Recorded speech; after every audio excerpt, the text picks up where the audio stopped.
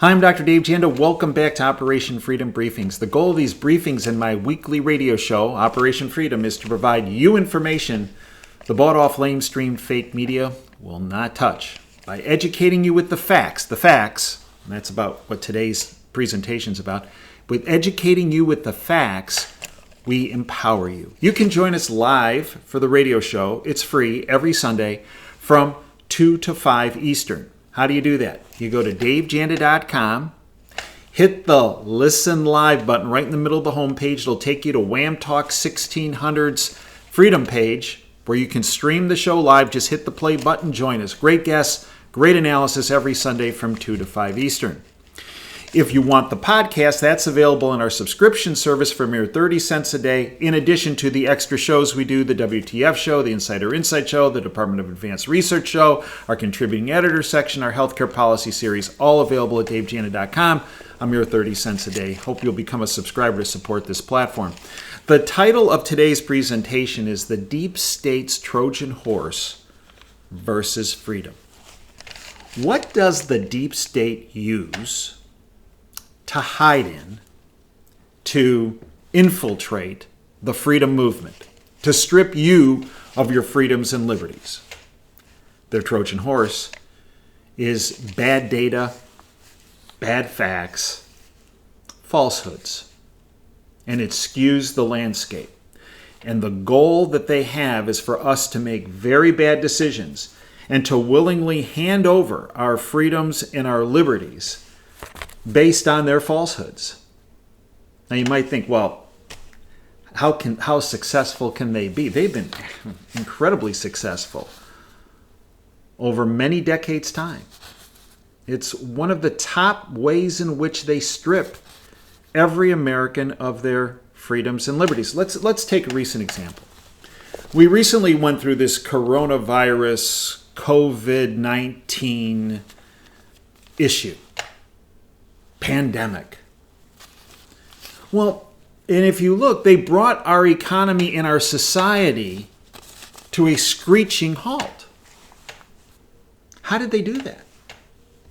Well, one way they did that was with bad data and bad information. Remember when this all started 5 months ago? Oh, there's going to be a 4 to 7, maybe even higher percent fatality rate. They used models from their own deep state funded organization, this Imperial College, and from the state of Washington model. And they said, well, 4 to 7%. I mean, this is enormous. This is going to be worse than the Spanish flu of 1917 and 1918. So let's look at the data as of the end of May. The probability of dying from all causes, all age groups, is 0.87%. The probability of dying, all age groups, from COVID-19, coronavirus, 0.02. The annual probability of dying in the United States.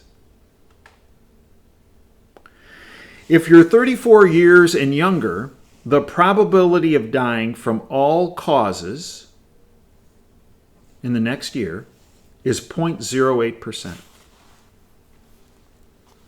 If you're 34 years old and younger, the probability of dying from COVID-19, coronavirus, is 0.0004%.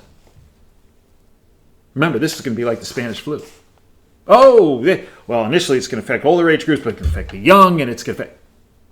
That's what we were told. That's why you were told to shelter in place.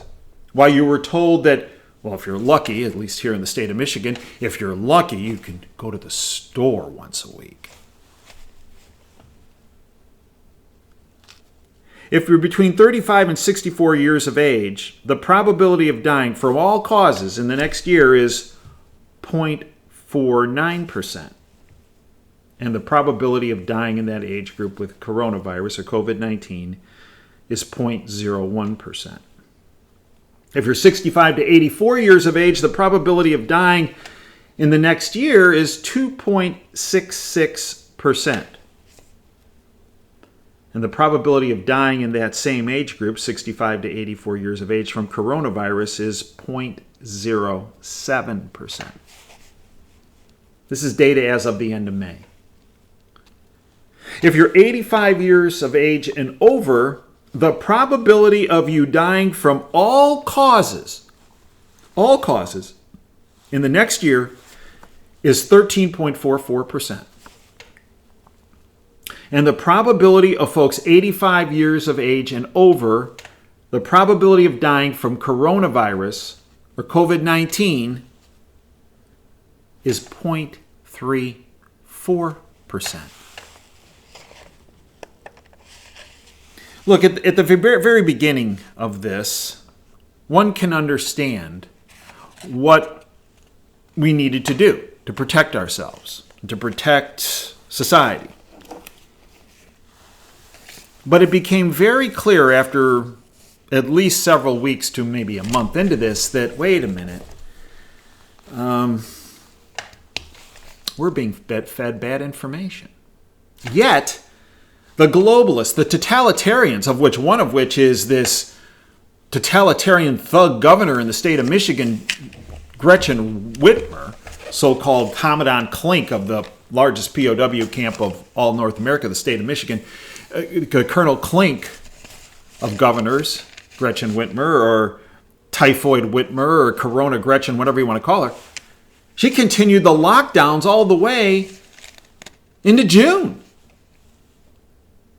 In fact, restaurants have just opened this past Monday for half capacity for the first time in the state of Michigan. You still can't get a haircut.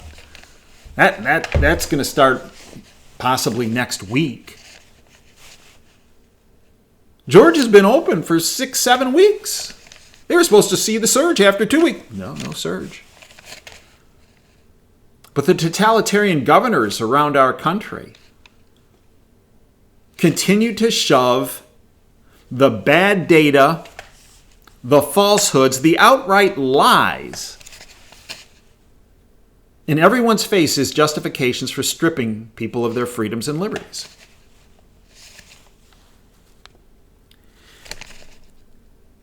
We have been told recently by the medical industrial complex that is a tentacle of the deep state that, hey, don't go near that hydroxychloroquine and zithromax and zinc. That's a problem. That in fact, can kill you. Remember on May 15th when President Trump announced that he was actually taking it prophylactically. The media went crazy. That Neil Cavuto character on Fox Business News saying, he's going to kill people by doing this, and this is good. Well, wait a minute. If the media hates Donald Trump, you would think they would have been celebrating the fact that he was taking something that could do him harm. But he trumped them, pun intended. If it's safe enough for the president to take, they knew people would start saying, wait a minute, if it's keeping him out of trouble and it's safe enough for him and he's the president, it's safe enough for me. That's what they were afraid of. And then they had their bogus studies. Oh, hydroxychloroquine with zithromax. Oh, that can kill you.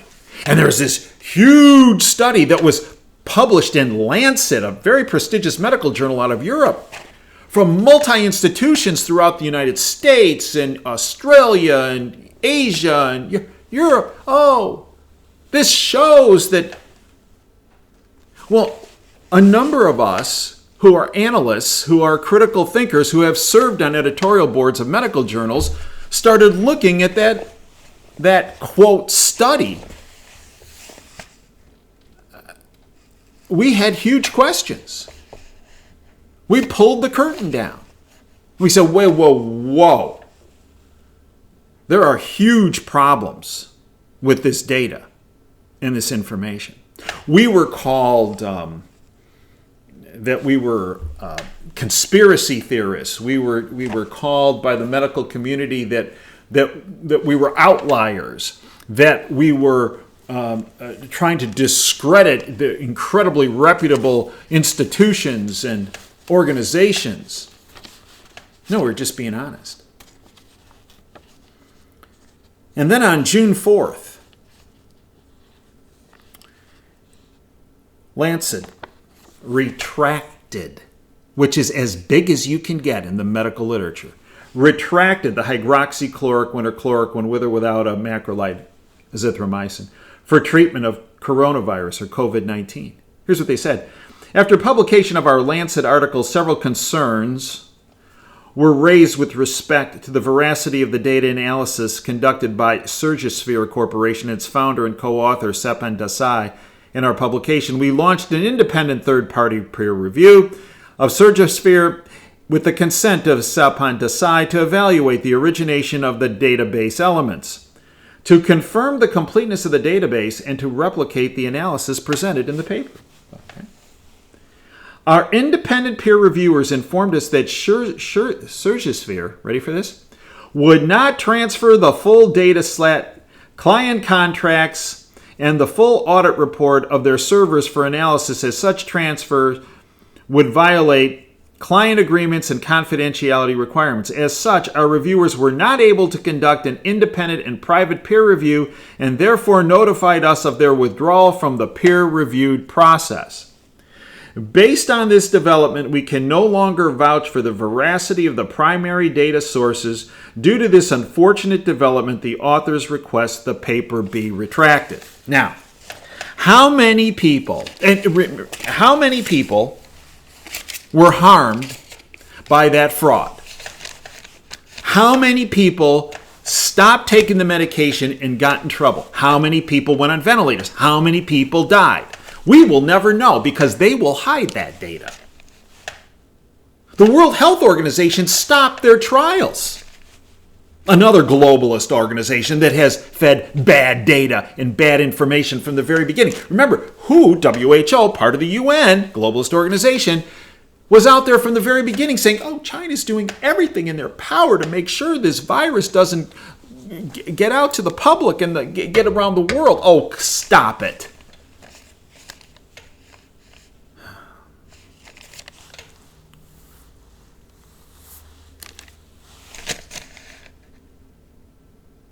Look here in the state of Michigan. March 23rd. Commandant Klink, Gretchen Whitmer, blocked hydroxychloroquine use, threatened physicians, providers, and pharmacists, if they dispensed, threatened them that their license, they would come under administrative action and licenses revoked for taking that action, for helping patients on the front line. In the middle of a battle, she's taken away our ammunition, weapons, to go after this virus. One reporter from the Detroit News and this big mouth were the only ones who took her on. 4 days later, she rescinded that decision. How many people in the process died? How many people went on ventilators? How many people were needlessly hospitalized because of that action? This is what happens when politicians, bureaucrats, globalist pieces of garbage start practicing medicine without a license. People die. It's beyond infuriating. And what does she do? I mean, she solely was responsible for Michigan becoming a hotspot because she allowed the primary to happen March 10th. And 2 weeks later, because that's the lead time with the virus, 2 weeks later, Michigan became a hotspot. And she acts like she had nothing to do with it. But she's not alone. She is the little puppet of the globalist syndicate. And there are people in state legislatures and governors and in my mind, 99% of people in Washington, they were looking at Whitmer going, yeah, atta girl. Yeah, strip them of their freedoms. So some more useless eaters die. Good day at the office for them. And it's all based on bad information and bad data. Falsehoods. Willfully. Look at what we went through for the past couple years before that. Look what we went through. With the whole goat rodeo of the Russian collusion hoax, followed by the Ukraine hoax, followed by the impeachment hoax. The whole Russian collusion hoax was based on a fraudulent piece of data, the Steele dossier, which was paid for by Hillary Clinton's campaign and the DNC. 3 years was wasted. 3 years that we could have spent preparing for a pandemic that would be unleashed on us by the deep state.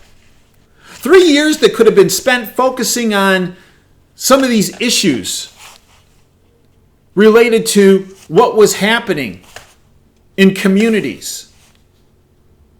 And some people, if you will, that are involved in law enforcement that were bad actors. Our attention was diverted from all of that because of this fake Russian collusion deal. And the Ukraine hoax and the impeachment hoax. All of our attention and resources were focused on that so they could set the stage for a pandemic, for riots, for looting. A subversive terrorist organization, Antifa, was allowed to get bigger, to metastasize, to grow. While everybody's attention that the globalists wanted to focus on were on hoaxes and based on bad data and bad information.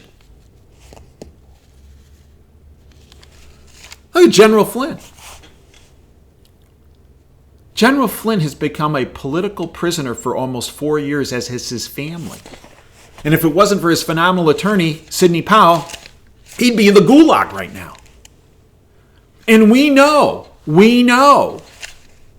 that the information that was used to pressure him, coerced him into a plea agreement, was based on edited and falsified 302 forms by Lisa Page and Peter Strzok with McCabe running roughshod over it.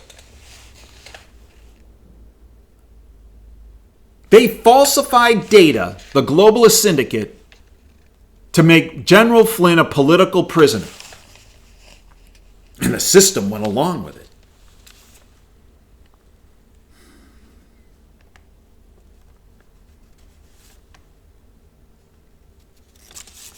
It's unbelievable.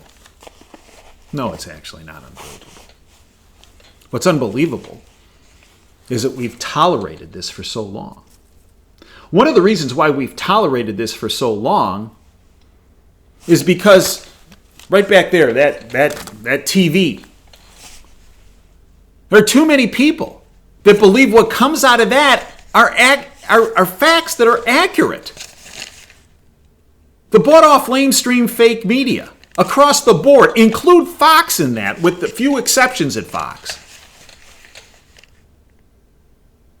is feeding you full of information that's false to strip you of your freedoms, to provide you falsehoods. And let's turn to what's happened over the past couple weeks. Look, we all saw from that video cam that Minneapolis police officer's knee on George Floyd's neck. Now look, I looked at the autopsy report. I understand he had underlying significant cardiovascular issues. He had cardiomyopathy. He had, it's an enlarging of the heart. He had lesions in at least 3 vessels of his coronary arteries that were significant. He had drugs on board. He had pot. He had methamphetamines.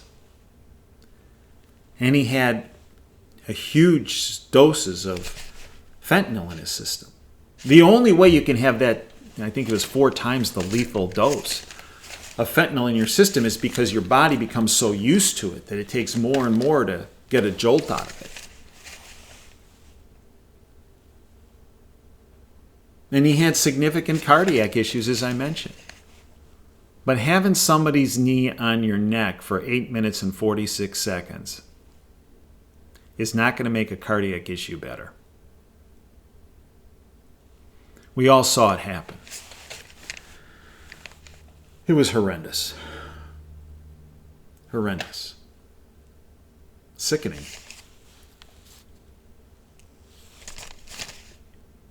One of the things that makes our country great is our ability to peacefully protest. I mean, you want another example? Look what happens in China when you peacefully protest. We just had the 31st anniversary at Tiananmen Square on June 4th from 1989. Peaceful protests that led to mass slaughter in China. Yet, we have people in the bought-off lamestream fake media that talk to you right through that TV over there that, hey, China's great. Yeah, oh, China did everything they could on the virus. Oh, China does everything on human... that stuff about human... Don't worry about that. That's fine. Wrong. Peacefully protesting is one of the hallmarks of this country. In fact, I peacefully protest through my radio show every week. I peacefully protest every day on the platform. I peacefully protest on this YouTube channel. But what we were hearing through that TV was protests are really all peaceful. I mean, remember Baghdad Bob, the guy in the Iraqi army says, hey, everything's fine, we got control in Iraq, and the tanks are coming in, the U.S. tanks are coming in over his shoulder. We had another Baghdad Bob moment with CNN. This kukala from CNN is saying, oh, these are peaceful protests, and there's a building burning right behind them, for goodness sakes. And they expect you to believe that. Well, they expect you to believe it because a lot of people have bought their shtick for decades and have never questioned it.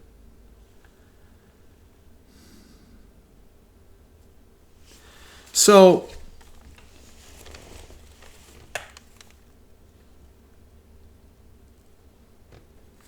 we have been told that Black Lives Matter in the past several weeks and months before that and years before that. And Black lives do matter. But all Black lives matter. Not just some.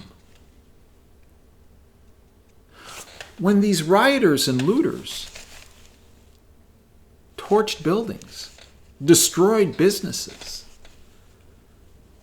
they destroyed businesses and stores in black communities. George Floyd's life does matter. But so do those people who live in those communities who now have nowhere to go to eat, to get food, to get their medicines. Businesses that they put their heart and love and lives and sweat and blood and tears into are destroyed. They're gone.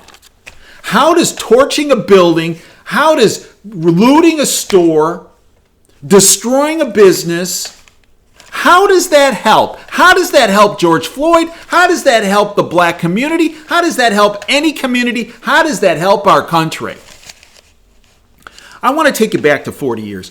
I went to medical school at Northwestern University Medical School in Chicago. The dean of the medical school at the time was Dr. James Eckenhoff, a world-renowned anesthesiologist and incredible, gifted individual in the service of mankind and humankind. And Our first lecture was in anatomy in a huge facility. Every medical every medical school year at Northwestern started in what was called Thorne Hall, a huge structure, huge auditorium. And Dr. Eckenhoff, the dean, addressed us. And here's what he said. He goes, this is 40 years ago, 1980. He said, this is your first day in being involved in medicine. Welcome. And your role for the next whatever number of years, you have the opportunity to take care of people. Your role is to help all people. To help and assist and take care of all people.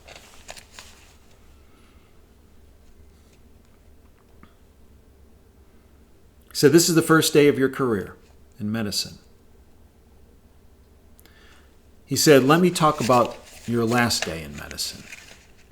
He goes, that could be tomorrow. That could be in 10 years, 20 years, 30 years. But your last day in medicine is when you decide that you're not going to take care of all people. That you discriminate amongst who you're going to take care of and who you're not going to take care of. That's when you should hang it up. Incredible words of wisdom. My problem is when you look and listen to what's coming out of that TV over there. They're not saying all Black Lives Matter. When you listen to CNN and MSNBC and ABC, CBS, NBC, PBS, Fox for that matter, they're not telling you all Black Lives Matter. They're telling you some Black Lives Matter. I have an inherent problem with that. David Dorn. Have you heard much about him? Very little. A little bit on Fox, but none on any of the other stations. Or in the Washington Post. Postscript way back in the back of the paper. David Dorn was a 38-year veteran of the St. Louis Police Department. Black. Ran the Explorer program for St. Louis PD. Now, the Explorer program is where they brought young people into it, were interested in a career in law enforcement down the line. And he mentored those kids and helped them for years, as did his wife. He gave his life to St. Louis, to the community, to serving and protecting all people. Those protests that those toads in the bought-off lamestream fake media that come out of that box tell us that all the protests were peaceful. Really? Tell that to David Dorn. David Dorn had a friend who ran a pawn shop on the north side of St. Louis. Alarms were going off and he went in. He was shot and he was killed by a looter. That looter, I believe his last name is Cannon, was picked up last night, 24 years old. How'd they pick him up? On the video camera, the TV he stole that David Dorn was trying to block him from taking was found in his home.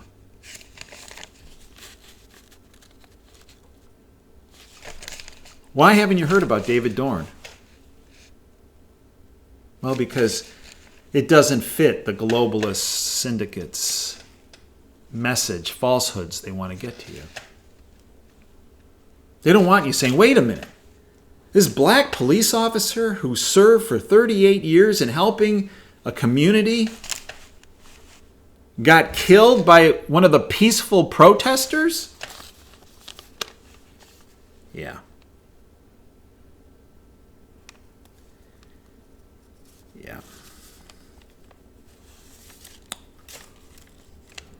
Anyone who, it's been said, says all lives matter is a racist. Really? That's what the globalists want you to think. Because if you say all lives matter, that means that, well, you're tone deaf when it comes to what's happening with the black community.